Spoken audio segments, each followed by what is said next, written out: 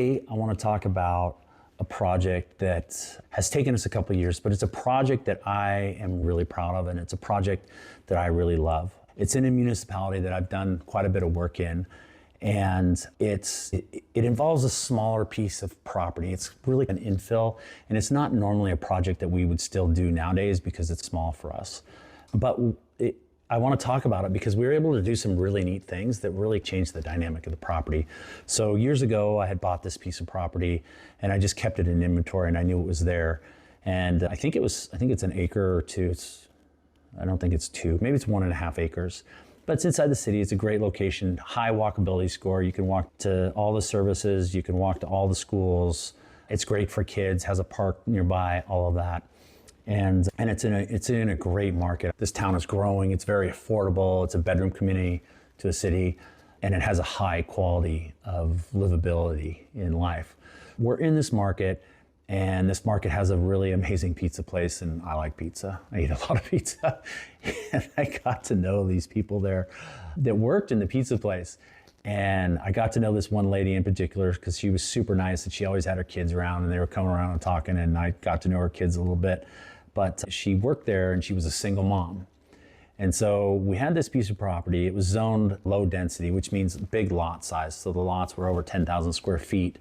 And you can't get a lot of lots, 1.5 acres, because you could really hope at best get 5, but you'd probably get 4 with streets and all the stuff you have to give up when you do that. And so one day I was talking with the city planner and I said, hey, this just doesn't really pencil very well. The houses are going to be really expensive. It's just not really what we want to do here.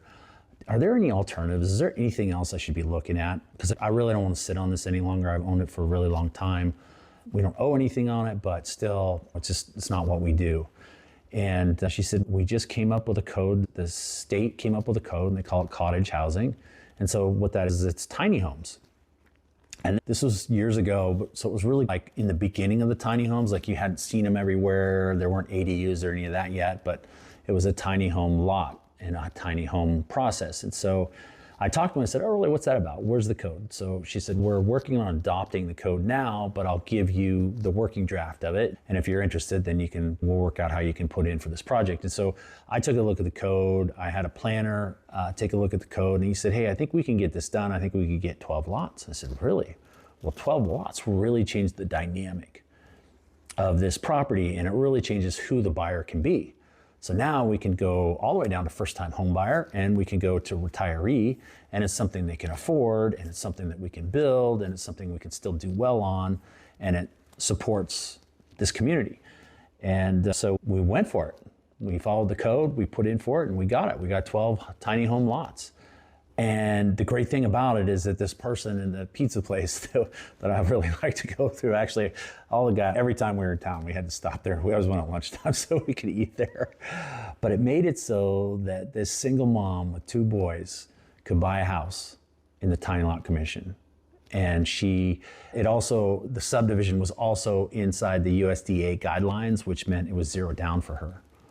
And I talk about the project because it's one of those things that if I had to do something with it and I had to push it, I don't think we would have discovered that we could have done tiny homes.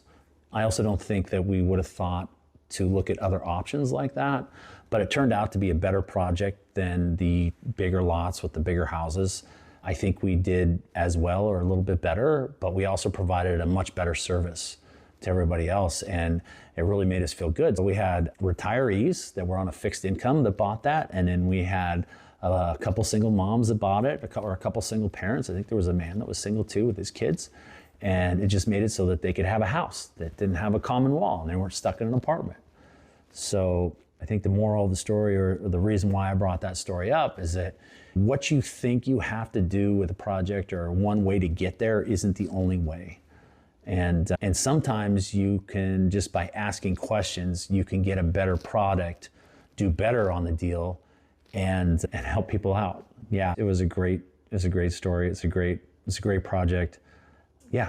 So I want to say too, I really hope that you get involved in the BOGO method, or you get involved in what we're doing, because not only will you help make a difference for people, but you will also feel really good about what you're doing, and you'll do really well doing it as well. So that's the life that this has given me, and it's been such a blessing, and I feel so lucky about it, that I want other people to experience it, especially in the BOGO method.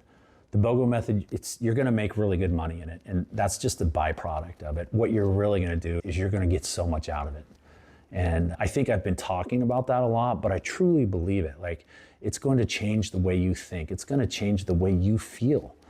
And it's gonna change those directions for the better.